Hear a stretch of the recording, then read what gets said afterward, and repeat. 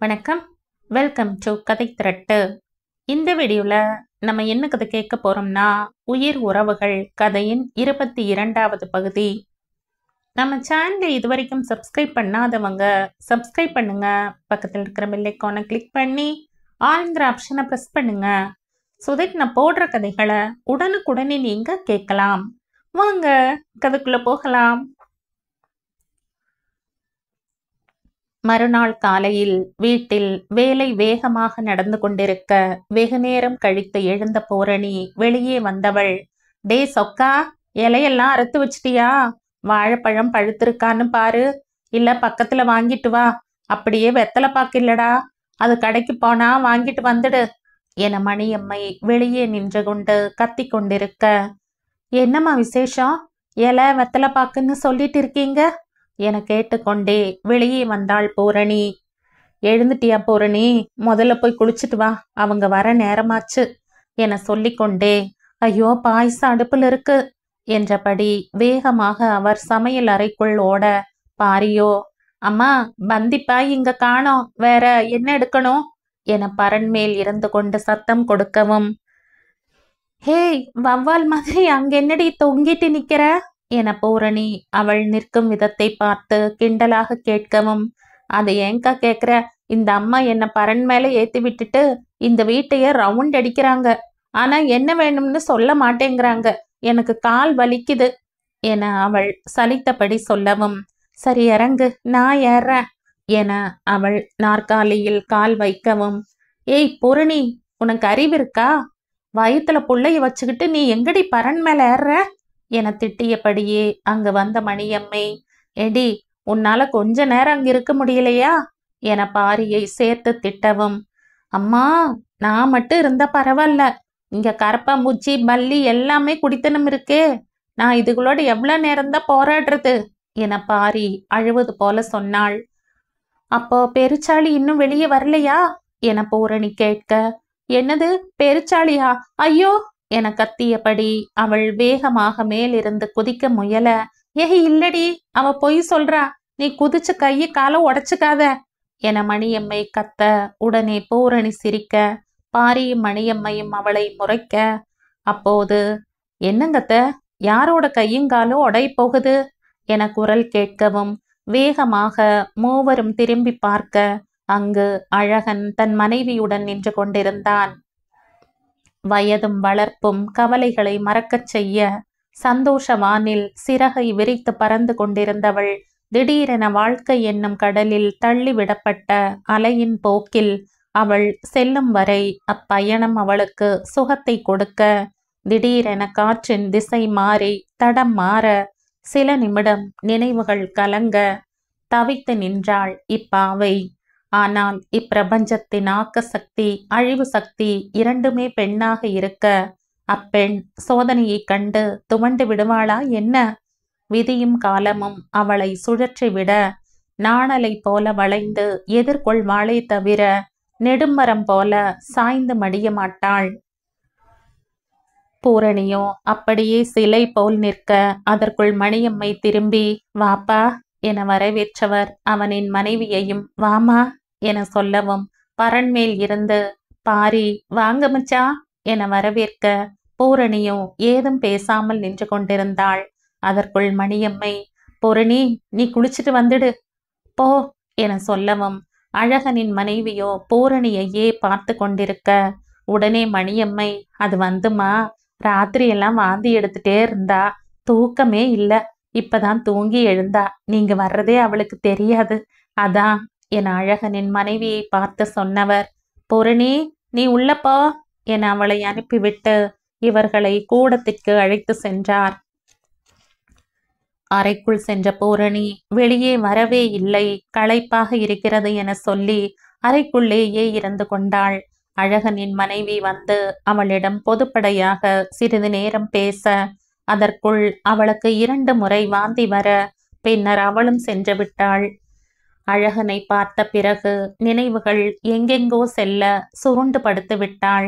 அப்போது கதவு தட்டும் சத்தம் கேட்கவும், பாரி திறந்து தாண்டி இருக்கு, அப்புறம் எனக்கு கொஞ்சம் வெந்தண்ணி எடுத்துட்டு வா என சொல்லிவிட்டு திரும்பி படுத்து கொண்டாள். சிறிது நேரத்தில் மீண்டும் கதவு திறக்க, கொண்டு வந்துட்டியா என கேட்டபடி எழுந்தவள் அங்கு அழகனை பார்த்ததும் அதிர்ந்து அப்படியே அமர்ந்திருக்க, ஏன் பூரணி, நான் தண்ணி கொண்டு வந்தா நீ குடிக்க மாட்டியா என அவள் முகத்தை பார்த்தவாறு கேட்கவும், அவளோ சட்டென்று தலை குனிந்தவள், அப்படியெல்லாம் இல்லைங்க மச்சான் என வாய்க்குள் முனக, என் மேல ரொம்ப கோபமா இருக்கியா? என் முகத்தை பார்த்து பேசக்கூட உனக்கு பிடிக்கலல்ல என அவன் நேரடியாக விஷயத்திற்கு வந்தான். உடனே அவள், உங்க மேல எனக்கு என்ன கோபம், அப்படியெல்லாம் ஏதும் இல்லை என சொல்லும் போதே அவள் குரலில் பிசிறு தட்ட, இப்ப நான் என்ன சொன்னாலும் அது முடிஞ்சு போன விஷயத்துக்கு பூசி முழுகிற மாதிரி இருக்கும், அதனால நான் அதை பத்தி ஏதும் பேசல பூரணி என அவன் சொல்லவும், அவளோ சட்டென்று நிமிர்ந்து அவன் முகம் பார்க்க, அந்த கண்களில் தெரிந்த உணர்வை அவனால் புரிந்து கொள்ள முடியவில்லை. இப்போது அவன் தலை குனிந்தான். சிறிது நேரம் அமைதி நிலவ, ஊர்ல எல்லாரும் நல்லா இருக்காங்களா என அவள் பேச்சை ஆரம்பிக்கவும், எங்க அப்பா செஞ்ச தப்புக்கு நான் மன்னிப்பு கேட்டுக்கிறேன் பூரணி, இதுல என்னோட தப்பும் இருக்கு. அவர்கிட்ட நான் விவரம் சொல்லிட்டு ஊருக்கு போயிருந்திருக்கணும், அப்புறம் உங்கூட ஃபோன்ல நான் பேசி இருந்திருக்கணும், அந்த ரெண்டும் என அவன் பேசும்போதே, அப்புறங்க மச்சான், அரசு எல்லாம் நல்லா இருக்காங்களா, வெளிநாட்டுல இருந்து எங்களுக்கு என்ன வாங்கிட்டு வந்திருக்கீங்க என சிரித்து கொண்டே பேச்சை மாற்றவும், அதை எதிர்பார்க்காத அழகன் பதில் சொல்லாமல் சிறிது நேரம் அவளையே உற்று நோக்கியவன், நீ ரொம்ப மாறிட்ட பூரணி என்றான். அவளோ, உண்மைதானுங்க மச்சான், எல்லாரும் மாறும்போது நானும் மாறித்தானே ஆகணும். காலத்தோட பள்ளிக்கூடத்துல இப்ப நானும் மாணவியா சேர்ந்துட்டேன். படிப்பு தான் ஒழுங்கா படிக்கல. காலம் சொல்லி கொடுக்கிற இந்த வாழ்க்கை பாடத்தையாவது இனி ஒழுங்கா படிக்கலாம்னு முடிவு பண்ணிட்டேனுங்க மச்சான். அதான் எப்படியும் இதுல பாஸ் பண்ணிடுவேன்னு நினைக்கிறேன் என அவள் உறுதியாக சொல்ல, அந்த வார்த்தைகளில் உள்ள உறுதி அவன் உள்ளத்தை தாக்க, ஆனாலும் மாற்றம் ஒன்று மட்டுமே மாறாதது என உணர்ந்தவன், நீ கவலைப்படாத பூரணி, இப்பவே நீ பாதி பாஸ் பண்ணிட்ட பூரணி. நான் உங்க வீட்டுக்கு வந்தப்ப உன்ற மாமியார் உன்னை பத்தி எவ்வளோ பெருமையா சொன்னாங்க தெரியுமா என்றவன் அந்த நினைவுகள் நிழல் போல வர, திருமண அழைப்பிதழ் கொடுத்துவிட்டு பூரணியிடம் மன்னிப்பு கேட்கவே புகழ் வீட்டிற்கு வந்தான் அழகன்.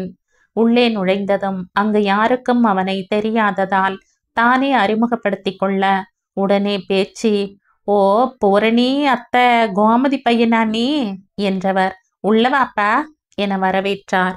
பின்னர், ஊர்ல எல்லாரும் நல்லா இருக்காங்களா, ரொம்ப நாள் கழிச்சு பாக்குறேன்ல, அதான்ப்பா அடையாளம் தெரியல என சொல்லவும், பரவாயில்லைங்க பெரியம்மா, எனக்கும் புகழண்ணாவை தெரியும், மற்றபடி உங்களை எல்லாம் இப்பதான் பார்க்குறேன், கல்யாண பத்திரிக்கை வச்சுட்டு போகலாம்னு வந்தேன், புகழண்ணா இல்லைங்களா என வாய் கேட்க கண்களோ வீட்டை நோட்டமிட்டன. அடடா, தம்பி வயலுக்கு போயிருக்குப்பா, இனி பொழுது சாயத்தான் வரும், பூரணி இப்பதான் சாப்பாடு எடுத்துட்டு போச்சு என வருத்தப்பட்டவர், இருப்பா என்ற சின்னம்மாவன் வந்தவுடனே கூட்டிட்டு வர சொல்ற என்றார். பின்னர், அட இங்க பாரு, நான் பாட்டுக்கு பேசிக்கிட்டே இருக்க, சாப்பாட்டு நேரத்துக்கு வந்திருக்க, மருமக இன்னைக்கு மீன் குழம்பும் நண்டு வறுவலும் செஞ்சிருக்கா, கொஞ்சம் சாப்பிடுப்பா என அன்புடன் உபசரிக்கவும், இல்லைங்க பெரியம்மா, வரும்போதுதான் மாமா வீட்டுல சாப்பிட்டுட்டு வந்தேன், கல்யாண பத்திரிக்கை கொடுத்துட்டு போகலாம்னு தான் வந்தேன் என்றான். அதனால் என்ன தம்பி, வீட்டுக்கு வந்துட்டு சாப்பிடாம போனா எப்படி, தம்பி இருங்க இலை அறுத்துட்டு வரேன் என வேகமாக அவர் வெளியே செல்ல, மறுக்க மனமில்லாமல் சாப்பிட அமர்ந்தான் அழகன். உணவின் ருசி பூரணியின் நினைவை அதிகப்படுத்த ஏனோ மனம் லேசாக வலித்தது. சாப்பாடு ரொம்ப நல்லா இருக்கு, பூரணி இந்த அளவுக்கு சமையல் வேலையெல்லாம் செய்யுதா என அவன் ஆச்சரியத்துடன் கேட்க, என்னப்பா இப்படி சொல்லிட்ட, அதெல்லாம் நல்லா செய்வா, ஆரம்பத்துல கொஞ்சம் பிடிவாதம் குறும்புத்தனம் இருந்தாலும் இப்பெல்லாம் புரிஞ்சு நடந்துக்கிறா தம்பி, பாவம் சின்ன பொண்ணு தானே, திடீர்னு கண்ணாலும் நடந்துடுச்சு, அதுவும் என்ன பண்ணும், சூட்டிகையான பொண்ணு, நாங்க குணமும் பண்பும் பொண்ணுகிட்ட இருந்தா போதும்னு நினைச்சோம், மற்றவங்க மாதிரி பணமும் பவுசும் படுப்பும் முக்கியம்னு நாங்க நினைக்கல, நாங்க நினைச்ச மாதிரியே அமைஞ்சிடுச்சு, பலாப்பழத்தில் இருக்கிற சுவையோட அருமை மேல இருக்கிற முள்ளை பார்த்து எடை போடக்கூடாது இல்ல, என்ன தம்பி நான் சொல்றது சரிதானுங்களே என சந்தடி சாக்கில் வார்த்தைகளால் அவனுக்கு சவுக்கடி கொடுக்க, மா அது உங்களுக்கு என் அழகன் தயங்கும் போதே, எனக்கு எல்லாம் தெரியும் தம்பி. மகாலட்சுமி எங்க வீட்டுக்கு வரணும்னு இருக்கும்போது அது யாரால மாத்த முடியும் என அவர் அழுத்தமாக சொல்ல, அதுவரை அழகன் நினைத்திருந்த எண்ணங்கள் எல்லாம் பொடி பொடியாயின. அப்போது பாண்டி வர, அவனும் பூரணியை பற்றி பெருமையாக சொல்ல, அழகனோ வேறு எதுவும் பேசவில்லை. எனக்கு நேரமாகிவிட்டது, நான் கிளம்புறேன் என சொல்லிவிட்டு அங்கிருந்து கிளம்பிவிட்டான். நடந்ததை சொன்னவன், இப்போ உங்ககிட்ட உண்மையை சொல்றேன் பூரணி. உன்னோட கண்ணால விபரம் தெரிஞ்சதும் உடனே எங்க அப்பா கிட்ட கேட்டேன். உனக்கு உன் தங்கை வேணுமா இல்ல அந்த பூரணி வேணுமா, நீயே முடிவு பண்ணிக்கன்னு சொல்லிட்டார். எனக்கு என்ன முடிவு எடுக்கிறதுனே தெரியல. இங்க மாமா கிட்ட பேசுறதுக்கு பயம். உடனே கிளம்பி வந்து என் பொண்ணை கண்ணாலம் பண்ணுன்னு சொன்னாருன்னா அது எப்படி என்னால முடியும்? இங்க என் தங்கையும் எனக்கு முக்கியம். சரி, கொஞ்ச நாள் பொறுத்திருப்போம், யாரோ ஒருத்தர் இறங்கி வருவாங்கன்னு அமைதியா இருந்த என அவன் சொல்லவும், பூரணியோ அவனை பார்த்த பார்வையில் அக்னி ஜுவாலை கொழுந்து விட்டு எரிந்தது. புரியுது பூரணி, உன்னோட நிலைமை எனக்கு புரியுது. ஆனா என் நிலைமையில இருந்து யோசனை பண்ணிப்பாரு. எனக்கு யாரு பக்கம் பேசுறதுனே தெரியல. அப்புறம் உனக்கு கண்ணால முடிஞ்சிருச்சுன்னு சொன்னாங்க. ரொம்பவே கஷ்டமா இருந்துச்சு. எனக்காக நீ வெயிட் பண்ணலையேன்னு ரொம்ப வருத்தமா இருந்துச்சு. அப்புறம் ஊருக்கு வந்தப்பதான் நடந்ததெல்லாம் சொன்னாங்க. எங்க அப்பா மேலதான் தப்புன்னு புரிஞ்சது. மாமா கிட்ட வந்து மன்னிப்பு கேட்டேன். அப்புறம் உன்னை தேடி உங்க வீட்டுக்கு வந்த. அங்க உன் புகுந்த வீட்டுல உன்னை பத்தி சொன்னதை கேட்டதும் ரொம்ப சந்தோஷமா இருந்தது. என் வீட்டுக்கு நீ வந்திருந்தா கூட இந்த அளவுக்கு உன்னை எங்க அம்மா பெருமையா சொல்வாங்களான்னு எனக்கு தெரியாது. ஆனா உன் புகுந்த வீடே உன்னை மகாலட்சுமியா பார்க்கறத நினைக்கும் போது ரொம்ப சந்தோஷமா இருக்கு. என் மனசுல இருந்த சின்ன உறுத்தல் மறைஞ்சிருச்சு.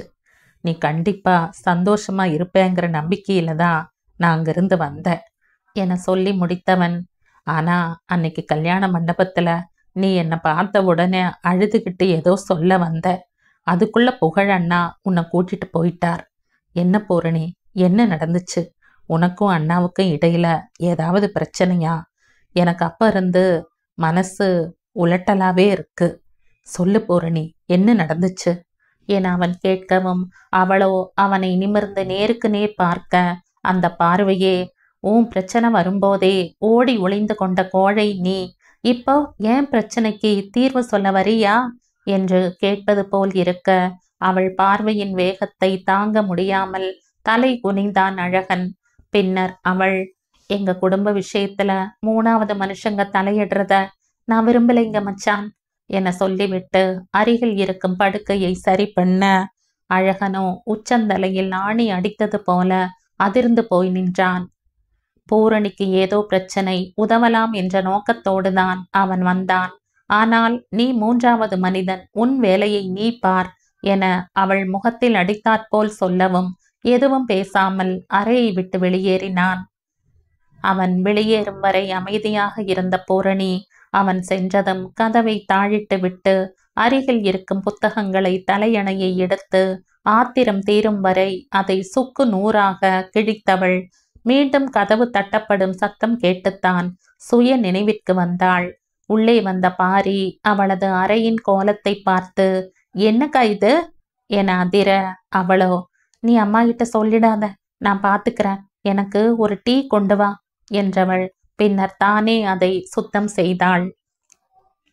இரவு அனைவரும் சென்ற பின் தன் அறைக்கு உறங்க வந்தவள், ஏனோ அன்று என்றுமில்லாத அளவுக்கு புகழின் நினைவு அவளுக்கு வந்தது. அழகனின் பேச்சும் அதற்கு ஒரு காரணம். தன் மீது கொண்ட காதலுக்காக புகழ் எந்த காரியத்தையும் செய்ய துணிந்தான். அதே அழகனோ காலத்தின் மீது பழியை போட்டு நமக்கு எது கிடைக்கிறதோ அதை ஏற்றுக்கொள்ளலாம் என்று நினைத்திருக்கிறான். அதாவது சூழ்நிலைகள் எல்லாம் சாதகமாக இருந்தால் மட்டுமே அவன் திருமணத்திற்கு சம்மதம் சொல்லியிருப்பான். ஆனால் புகழோ எந்த சூழ்நிலையையும் தனக்கு சாதகமாக மாற்றிக்கொண்டான். நீ அவனை வெறுக்கிற, அவன் காதல சந்தேகப்படுற என அவள் மனம் அவளை சாட, நான் அவரை வெறுக்கல, ஆனா அவரோட காதலைத்தான் என்னால ஏத்துக்க முடியல. இப்பவும் அழகன ஒரு நிமிஷத்துல 3வது மனுஷன்னு சொன்ன என்னால எந்த காலத்திலையும் புகழ் மச்சான அப்படி சொல்ல முடியாது. ஆனா நம்பிக்கை துரோகத்துல வந்த காதலை எப்படி ஏத்துக்க முடியும் என அவள் மீண்டும் முரண்டு பிடிக்க, வாதத்திற்கு மருந்து உண்டு, பிடிவாதத்திற்கு மருந்து இல்லை. என்னமோ செய், உன்னை திருத்த முடியாது என சொல்லிவிட்டு மனம் அமைதியடைய அவளோ யோசனையுடனே கண் மூடினாள். ஒரு வாரம் செல்ல ஒரு நாள் பூரணி கோவிலுக்கு கிளம்ப உடன் பாரியும் வந்திருந்தாள். இருவரும் சாமி கும்பிட்டு வெளியே வந்தவர்கள் திடீரென, அக்கா, உனக்கும் புகழ் மச்சானுக்கும் ஏதோ சண்டையா என பாரி கேட்க, குழப்பமாக அவளை பார்த்த பூரணி, ஏண்டி அதெல்லாம் ஏதும் இல்ல, யாரு சொன்னா என கோபமாக கேட்க, இல்லக்கா, நான் உங்க வீட்டுக்கு வந்தப்ப மச்சான் அடிக்கு ஒரு முறை பூரணி பூரணின்னு கூப்பிட்டுக்கிட்டே இருப்பாரு. இப்ப எப்படி ஒரு மாசமா வந்து பார்க்காம கூட இருக்காரு, அதான் கேக்குறேன் என்றாள். அதெல்லாம் ஏதுமில்லடி, நல்லாத்தான் இருக்கும். ஆமா, நீ சாமி கிட்ட என்ன வேண்டின? நல்ல மார்க் எடுக்கணும்னா என பூரணி சிரித்து கொண்டே பேச்சை மாற்றினாள். உடனே பாரியோ, நம்ம நினைச்சதெல்லாம் எங்கக்கா நடக்குது என சலிப்புடன் சொல்லவும், என்னடி இது, கவிதை எழுதுற, தத்துவம் பேசுற, நானும் கேட்கணும்னு நினைச்சேன். நீ குளிக்க போறேன்னு எஸ்கேப் ஆயிட்ட, என்னடி விஷயம், உண்மையை சொல்லு என அவள் கேட்கவும், இப்போது பாரி தடுமாற பூரணியோ அவளை துருவி கேட்கவும், அக்கா, உங்க வீட்டுக்கு வந்துட்டு திரும்ப வந்தேன்ல, அப்ப பஸ்ல எனக்கு தெரிஞ்ச 2 பொண்ணுங்களை பார்த்தேன் என சொல்லி நிறுத்தவும், சரி, அதுக்கு இதுக்கும் என்ன சம்பந்தம் என எரிச்சலாக கேட்டாள் பூரணி. அப்போ அப்போ என அவள் இழுக்கவும், என்னடி அப்போ அப்போன்னு, விஷயத்துக்கு வா என பூரணி முறைக்க, நான் உள்ள போய் எனக்கு தெரிஞ்ச பொண்ணுகிட்ட உட்கார்ந்தனா, அப்ப அவ பக்கத்துல இருக்கிற பொண்ணு, அங்க பாருடி அந்த பாண்டி பையன் இங்கேயும் வந்துட்டான்னு சொன்னா என சொல்லிவிட்டு அவள் முகம் பார்க்க, ஓ, எந்த பாண்டி என சாதாரணமாக கேட்டவள் பின்னர், என்னது, நம்மளுடுக்கு பாண்டியா என அதிரவும், மச்சான் அப்படியெல்லாம் சொல்லாதுக்கா என பாரி முறைக்க, இதேனடி இது, அவனை சொன்னா நீ ஏன் இந்த திருப்பு திருப்புற என்றவள், சரி சொல்லு சொல்லு அப்புறம் என கதை கேட்கும் ஆவலில் அவளும் கேட்க, அதுக்குள்ள பஸ் கிளம்பிடுச்சுக்கா. அப்போ அவங்க அவரை உங்களுக்கு தெரியுமான்னு கேட்டாங்க. நான் தலையாட்டினேன். உடனே பக்கத்துல இருந்த பொண்ணு, இங்க பாருங்க, அவகிட்ட சொல்லி வைங்க, என்னோட தோழியை ரொம்ப தொல்லை பண்றாரு, எங்க போனாலும் பின்னாடியே வர்றாரு, இதெல்லாம் சரியில்லை, அப்புறம் நாங்க ஏதாவது செஞ்சோம்னா அசிங்கமா போயிடும்னு சொல்லிச்சு. எனக்கு ஒண்ணுமே புரியல, என்ன பண்றாருன்னு கேட்டேன். அவரு பொன்மலரை லவ் பண்றாராம், ரொம்ப டார்ச்சர் கொடுக்குறாருன்னு அந்த பொண்ணு பொறிஞ்சு தள்ளிடுச்சு என சோகமாக சொல்லி முடித்தவள், அப்படியா, அட பக்கி, இந்த 2 கால் பூனை இந்த வேலையெல்லாம் செய்யுதா? அமுக்கு நாட்டு இருந்துட்டு என்ன வேலை பண்ணியிருக்கான் பாரு, எத்தனை முறை பிரியாணி செஞ்சு கொடுத்துருப்ப, என்கிட்ட சொல்லவே இல்லை பாரு என பூரணி அதற்கு மேல் பொறிந்து தள்ள, பாரியோ தலையில் கை வைத்து அமர்ந்து விட்டாள். பேசி முடித்து விட்ட தங்கையை பார்த்தவள், ஏண்டி, பொண்ணு எப்படி, ரொம்ப படிச்ச பொண்ணா, என்னை விட அழகா இருப்பாளா என பெண்களுக்கே உரிய பொறாமை குணம் சற்று தலை தூக்க அவள் கேள்வி கேட்க, பாரியோ பற்களை கடித்தவாறே, அது ரொம்ப முக்கியம் என அவளை முறைத்தாள். ஏண்டி முறைக்கிற? சரி சரி, உனக்கு அந்த பொண்ணை எப்படி தெரியும் என கேட்கவும், இங்க நம்ம தோட்டத்துக்கு வேலைக்கு வந்திருக்குதுக்கா, அதுவும் 12வது தான் படிக்குது, பஸ்ல பார்த்தா பேசும், அம்மாவுக்கு அந்த பொண்ணை ரொம்ப பிடிக்கும் என அவள் சொல்லவும், என்னடி சொல்ற, நம்ம தோட்டத்துக்கு வேலைக்கு வந்திருக்குன்னா என பூரணி இழுக்க, ஆமாக்கா, ஏழ்மையான குடும்பம்தான், ஆனா நல்லா படிக்கும் என்றாள். சரி சரி, சும்மா படிக்கும் படிக்கும்னே சொல்லாத என எரிச்சலுடன் சொன்னாள் பூரணி. அது மட்டும் இல்லக்கா, அந்த பொண்ணு என சொல்லி அவளிடம் மெதுவாக விஷயத்தை சொன்னதும் பூரணி அதிர்ச்சியின் உச்சிக்கே சென்று விட்டாள். என்னடி சொல்ற, நீ சொல்றது நெசந்தானா, இது பாண்டிக்கு தெரியுமா என அவள் அதிர்ச்சி மாறாமல் கேட்க, அது பத்தி எனக்கு தெரியாதுக்கா, ஆனா எனக்கு அம்மாவுக்கு எல்லாம் தெரியும் என அவள் சொல்லவும், இதுக்கு கண்டிப்பா அத்தை ஒத்துக்க மாட்டாங்களே என்றாள் பூரணி. அந்த நம்பிக்கையில தான்க்கா நான் இருக்கேன், இருந்தாலும் மச்சா மனசுல இன்னொரு பொண்ணை நினைச்சிருக்காருங்கிறத என்னால ஜீரணிக்க முடியல என பேச்சு வாக்கில் அவள் உளறிவிட, இப்போது பூரணிக்கு தலை சுற்றுவது போல இருந்தது. அவள் பாரியையே பார்த்து கொண்டிருக்க பேசிக்கொண்டே நிமிர்ந்த பாரி தமக்கையின் முகபாவனையை கவனித்தவள், என்னக்கா, என்ன அப்படி உத்து பார்க்கற என கேட்கவும், அதுவரை விளையாட்டுத்தனமாக பேசிக் கொண்டிருந்த பூரணி முகம் சட்டென்று இருக, நீ பாண்டிய விரும்புறையா பாரி என கேட்கவும், பாரியோ அதிர்வுடன் அவளை பார்த்தவள், அக்கா, அது வந்து வந்து என தயங்கவும், பூரணியோ கண்களை இறுக மூடி தன்னை ஒரு நிமிடம் நிலைப்படுத்தி கொண்டு பின்னர் அவளிடம் திரும்பி, இங்க பாரு பாரி, மனசுல தேவையில்லாத விஷயங்களை கற்பனை பண்ணிக்கிட்டு பின்னாடி கஷ்டப்படாத என கோபமாகவும் அழுத்தமாகவும் சொன்னாள். கற்பனையெல்லாம் இல்லக்கா, பாண்டி மச்சான ரொம்ப பிடிக்கும் எனக்கு என அவள் வாய்க்குள் முனக, ஏண்டி ஏண்டி இப்படி பண்றீங்க? இது என்ன நம்ம குடும்ப சாபமா? நம்ம ஒருத்தரை நல்லவன்னு நம்பி மனசுல ஆசையை வளர்த்துக்கிட்டு அப்புறம் அது நிறைவேறலைன்னு அதுக்காக வேதனைப்பட்டுக்கிட்டு, ஏன் பாரி ஏன் என படபடவென அவள் பேச அவளது கை கால்கள் எல்லாம் சற்று நடுங்க, பாரியோ பயத்துடன் அவள் முகம் பார்த்தவள், அக்கா என்னாச்சுக்கா, ஏங்கா இப்படி கோபப்படுறீங்க என பதறவும், அதிர்ந்து அவள் முகத்தை பார்த்த பூரணி பின்னர் மெதுவாக, இங்க பாரு பாரி, நீ ரொம்ப சின்ன பொண்ணு, உன்னை சொல்லி குத்தம் இல்ல, உன் வயசு அப்படி, பார்க்கறதெல்லாம் பச்சையாவே தெரியும். ஆனா புரிஞ்சுக்கடி, நீ நினைக்கிற மாதிரி இல்லடி இந்த வாழ்க்கை. வெளி தோற்றத்தை கண்டு ஏமாந்துட்டாத. சினிமால காட்டுற மாதிரி காதலிச்சு கண்ணாலம் பண்ணி சந்தோஷமா வாழ்றதெல்லாம் கொஞ்ச பேர்தான். தேவையில்லாம மனசுல கற்பனை கோட்டை கட்டாத பாரி. எனக்கு தெரிஞ்சு பாண்டியோட குணத்துக்கும் உன்னோட குணத்துக்கும் ஒத்து போகாது புள்ள. அதான் சொல்றேன். இப்ப ஹீரோவா தெரிகிறவன் பிறகு சண்டைக்காரனா தெரிவான். அது ஒத்து வராது. நீ ஜாதி மல்லினா அவன் ஆவாரம்பூ. ரெண்டுமே பூதா, ஆனா குணம் வேற பாரி, புரிஞ்சுக்கோ என அவள் நிதர்சனத்தை சொல்லவும், அதெல்லாம் பரவாயில்லக்கா, நான் சமாளிச்சுக்குவேன், நீ பயப்படாத என அவள் உறுதியாக சொல்ல, அவளின் பதிலில் ஆடிப்போன பூரணி, என் தங்கை தானே, வேற எப்படி இருப்பா? நான் செஞ்ச தப்பத்தான் அவளும் செய்யறா. எனக்கு இதே மாதிரி இவ சொல்லும்போது அதெல்லாம் நான் பார்த்துக்குவேன்னு சொன்னேனே, இப்ப இவளும் அதையே சொல்றா. ஆனா என் நிலைமை இவளுக்கு வரக்கூடாது என மனதில் நினைத்தவள், சரி பாரி, உனக்கு இப்ப 17 வயசுதான் ஆகுது.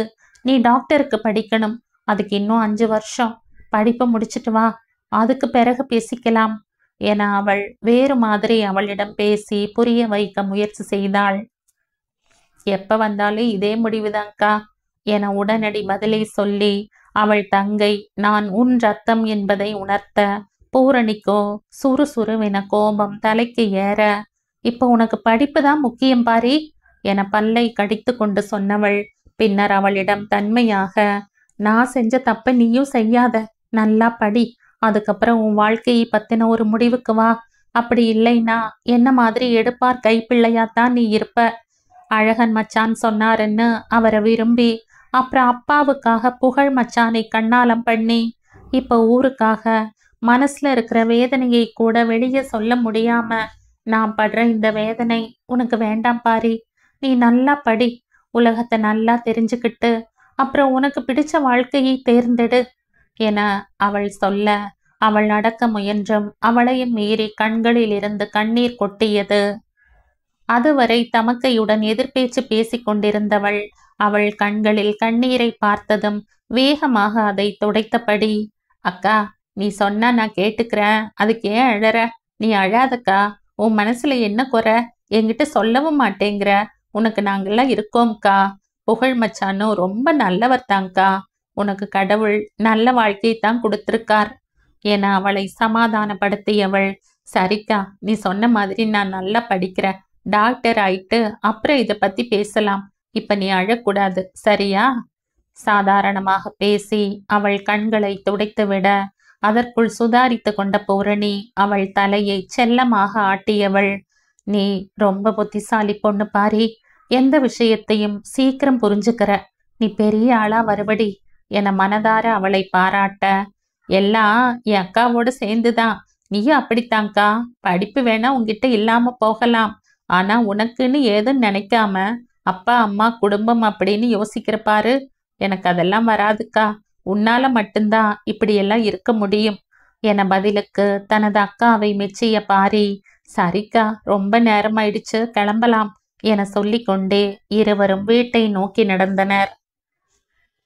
வீட்டின் முன் வாசலில் தனது காலணியை விட்ட பூரணி அருகில் இருக்கும் புதிய காலணியை பார்த்ததும் வியப்பும் அதிர்ச்சியுமாக வீட்டிற்குள் நுழைய, அங்கு கூடத்தின் மத்தியில் பேச்சியம்மா அமர்ந்திருந்தார். எதிரில் இருக்கும் தூணில் சாய்ந்து நின்றபடி மணியம்மை நின்றிருந்தார். என்னங்க, நீங்க வந்ததுல ஏதும் சாப்பிடாம இருக்கீங்க, கொஞ்சம் மோராவது குடிக்கலாம்ல?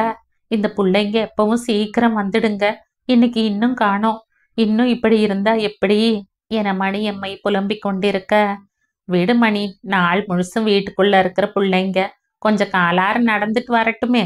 டாக்டர்கிட்ட போனீங்களா?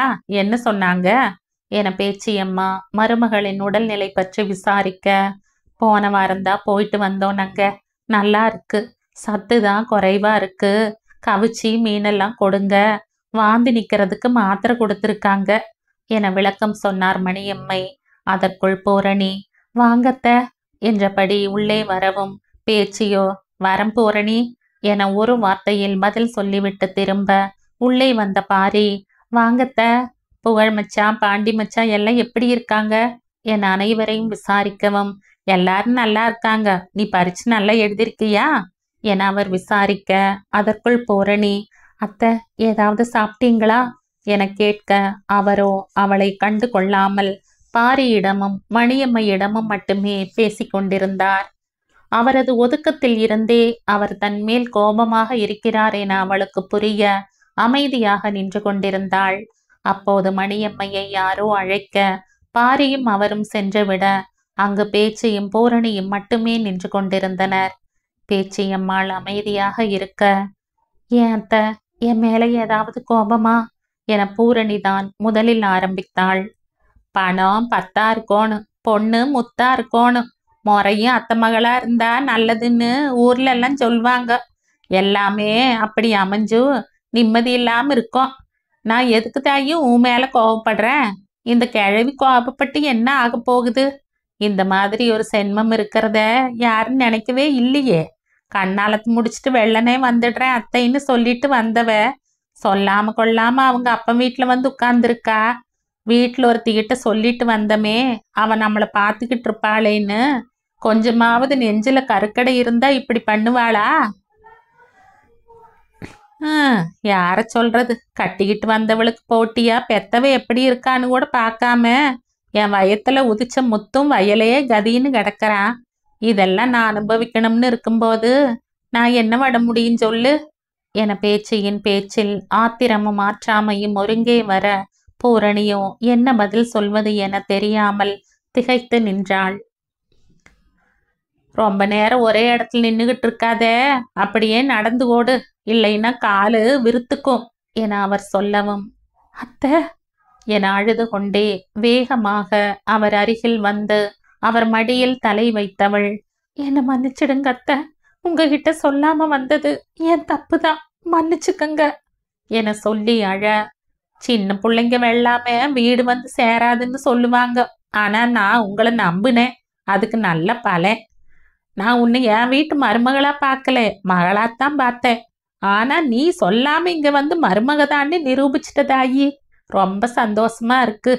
சோத்துக்கு வழி இல்லாம கஷ்டப்பட்டப்போ கூட ரோஷத்தை விட்டு கொடுக்காம வாழ்ந்தோம். ஆனா இப்போ எல்லாத்தையும் விட்டுட்டு இந்த வீட்டு வாசப்படி மிதிச்சிருக்க. வரும்போது பாண்டிக்கு எனக்கு சண்டை, நான் இங்க போகக்கூடாதுன்னு. அவங்களுக்கே அவங்க பொண்ணு வாழ்க்கையில அக்கறை இல்லை, நீங்க ஏன் போறீங்கன்னு சத்தம் போட்டான். நான் என்ன தெரியுமா சொல்லிட்டு வந்தேன், கழுத்துல தாலி ஏற மட்டும்தாண்டா அவ அந்த வீட்டு பொண்ணு. என்னைக்கு உங்க அண்ணன் 3 முடிச்சு போட்டானோ அப்பவே அவ இந்த வீட்டு பொண்ணுடா, என் வீட்டு பொண்ணு. அந்த வீட்டுல ரொம்ப நாள் இருக்கிறது நமக்குத்தான் கேவலம். நான் நம்ம வீட்டு பொண்ணைத்தான் கூட்டிட்டு வர போறேன்னு சொல்லிட்டு வந்தேன் என அவர் சொல்லி முடிக்கவும், பூரணியோ குலுங்கி குலுங்கி அழுதவள், என்ன மன்னிச்சிடுங்க அத்தை, தெரியாம பண்ணிட்ட, இந்த மாதிரி நான் யோசிக்கவே இல்லை என கதறவும், சத்தம் கேட்டு மணியம்மை, பாரி அனைவரும் உள்ளே வந்தவர்கள். என்னாச்சு பூரணி என மணியம்மை பதற, உடனே வேகமாக எழுந்த பூரணி, அம்மா நான் எங்க வீட்டுக்கு போறேன், என சொல்லிவிட்டு வேகமாக கிளம்பினாள்.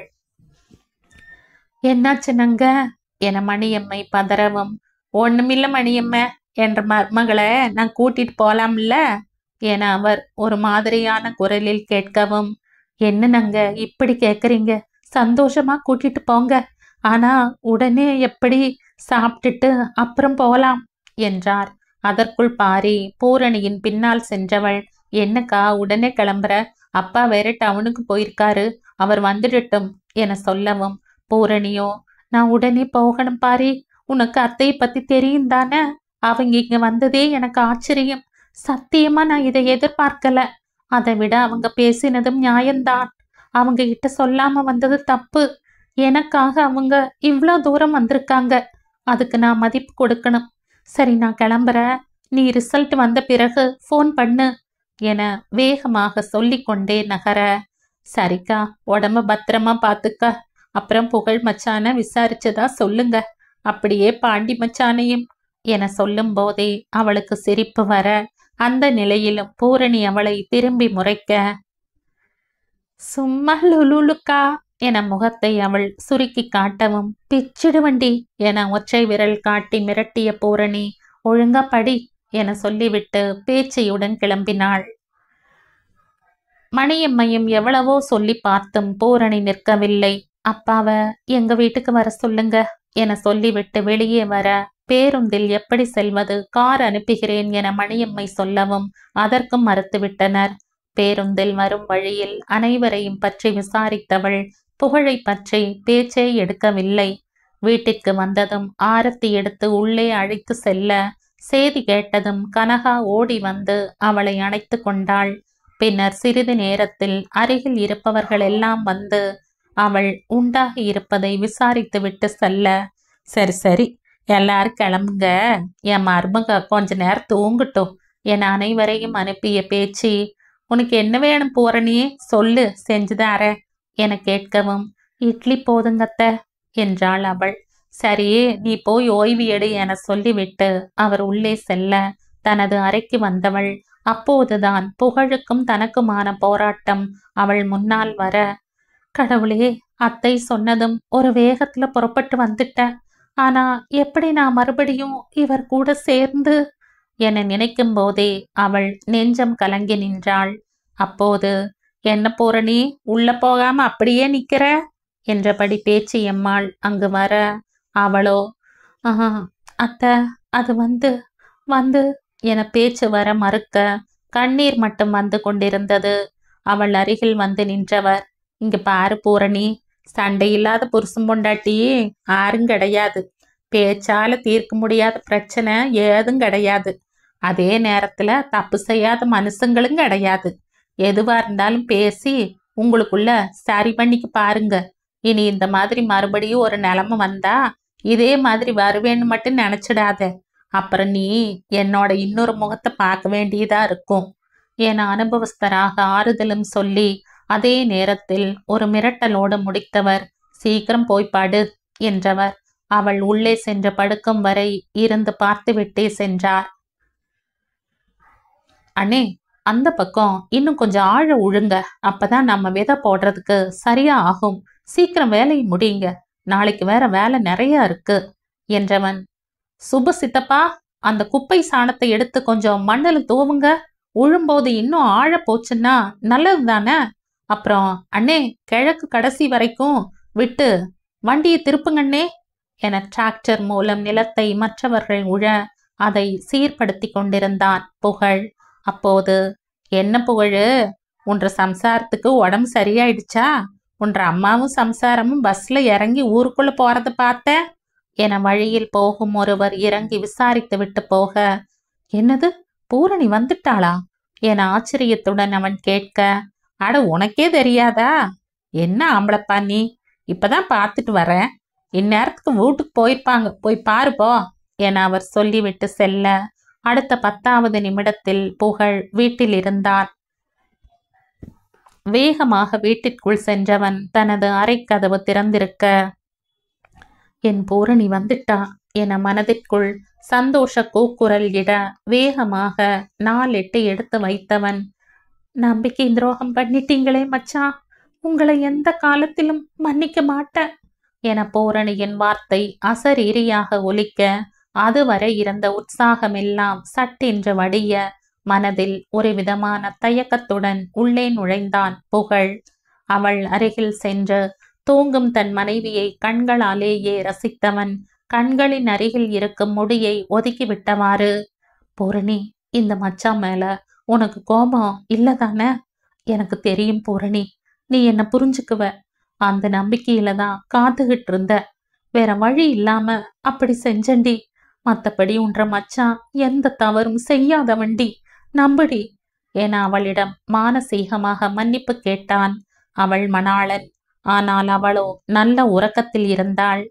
ரொம்ப இழைச்சு போயிட்ட பூரணி என சொல்லிக்கொண்டே அவள் கைகளை நீவி விட, அவளோ சற்று அசையவும் வேகமாக கைகளை எடுத்தவன், பூரணி, பூரணி என சத்தமாக சொல்ல முயன்றும் வார்த்தைகள் காற்றாக வெளியே வர, ஏனோ அவள் உறக்கத்தை கலைக்க மனம் இல்லாமல் வெளியே வந்தான். உறக்கத்தை கலைக்க மனம் வரலையா? இல்லை. எங்கே அவள் விழித்தாள்? அவளை எப்படி எதிர்கொள்வது என்ற பயமா என அவன் மனம் அவனை கேள்வி கேட்க, அவனோ பதில் சொல்ல முடியாமல் தவித்து போனான். பின்னர் நேராக பேச்சியம்மாவை தேடி சென்றான். அவர் தொழுவத்தில் வேலை செய்து கொண்டிருக்க அவரின் அருகில் போய் நின்றான்.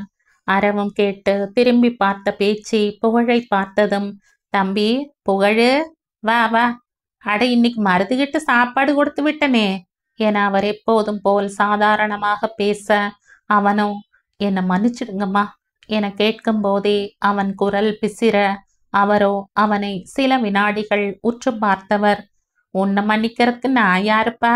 நீங்கெல்லாம் பெரிய மனுஷன் ஆயிட்டீங்கோ.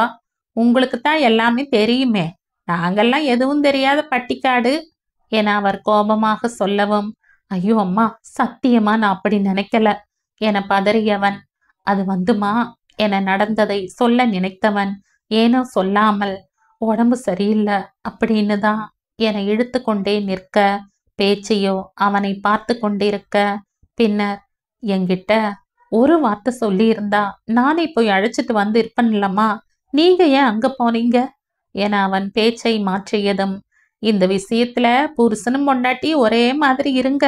அவளும் அப்படித்தான் என்ன நடந்துச்சுன்னு பஸ்ல வரும்போது கேட்டா வாயே திறக்கல, இவனும் அழுப்புறான், நல்லா சோடி சேர்ந்தாங்க என மனதிற்குள் நினைத்து கொண்டார் பேச்சு. அம்மா என மீண்டும் அவன் அழைக்க, என்னப்பா என அவர் மறுபடியும் கேட்கவும், நீங்க எதுக்குமா அங்க போனீங்க? மாமா இருந்தாரா? என்னால தானே உங்களுக்கு சிரமம். இத்தனை வருஷத்துக்கு அப்புறம் அங்க போக வேண்டியதா போயிடுச்சு என அவன் வருத்தத்துடன் கேட்கவும், பேச்சையோ அவன் எதை நினைத்து பேசுகிறான் என புரியவும், இங்க பாரு புகழு, நம்ம வீட்டு பொண்ணு அங்க இருக்கும்போது நம்ம ரோசத்தை பார்க்க முடியுமா?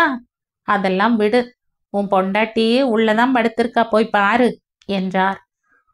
பார்த்துட்டு தாம்மா வந்தேன், நல்லா தூங்குறா என்றான் புகழ். உடனே பேச்சு, இங்க பாரு புகழு, அவ இப்படியெல்லாம் நடக்கிறது இதுதான் கடைசியா இருக்கணும். பிரச்சனை வந்த உடனே பொண்டாட்டிய அப்பம் வீட்டுக்கு அனுப்புறது ஒரு நல்ல ஆம்பளைக்கு அழகு இல்லை, அம்புட்டு தான் சொல்வேன் என அவர் சொல்லும் போதே, நான் போக சொல்லலம்மா, அவதான் என அவன் வேகமாக இடைமறிக்க, அவ சொன்னாலு நீ அவளுக்கு புத்திமதி சொல்லி நம்ம வீட்டுக்கு கூட்டிட்டு வந்திருக்கோணும். அதை விட்டு போட்டு அவ பிறந்த வீட்டுல கொண்டு போய் விட்டு இங்க வந்து நீ ஊமையா இருக்கிறதால எந்த பிரயோசனமும் இல்லை. ஒரு ஆண் பிள்ளையோட தகுதி அவன் வேலை பார்க்கறதுல மட்டும் இல்லை, அவன் குடும்பத்தை சந்தோஷமா வச்சுக்கிறதுலையும் தான் இருக்கு. அதை புரிஞ்சு நடந்துக்கோ என அவர் அழுத்தமாக சொல்ல, தலை குனிந்தபடி கேட்டுக்கொண்டே நின்றான் புகழ். சரி சரி, பொழுது சாஞ்சிருச்சு, எல்லாரும் வேலையை முடிச்சுட்டு கிளம்புற நேரம், நீயும் வயலுக்கு போயிட்டு வந்துடு என அவர் சொல்லவும், சரிம்மா என்றபடி அங்கிருந்து நகர்ந்தவன், இங்க பேச்சு வாங்கியாச்சு, இனி அவ கண்ணு முழிச்சா என நினைக்கும் போதே அவன் உடல் சிலிர்க்க, ஆனாலும் புகழு, உனக்கு சனி சட்ட பைக்குள்ள இருக்குடா என சொல்லிக்கொண்டே நடந்தான். கணவன் என்னும் அழகிய புத்தகத்தை அலங்கரிக்கும் மயில் இறகுதான் மனைவி என்பவள். அன்பை அள்ளி கொடுத்து, பாசத்தை பகிர்ந்து, நேசத்தை நெஞ்சில் நிறைத்து, வம்சத்தை வளர வைத்து, குடும்பத்தை கோவிலாக மாற்றுபவள் மனைவி மட்டுமே. சிறு சிறு ஊடலும் காதலை வலுப்படுத்துமே தவிர அதை வதைக்காது. சினத்தை தவிர்த்து சிந்தித்து பார்த்தால் நெஞ்சில் நிறைந்தவனின் நேசம் நிச்சயம் அவளுக்கு புலப்படும். உண்மைதானே தோழிகளே?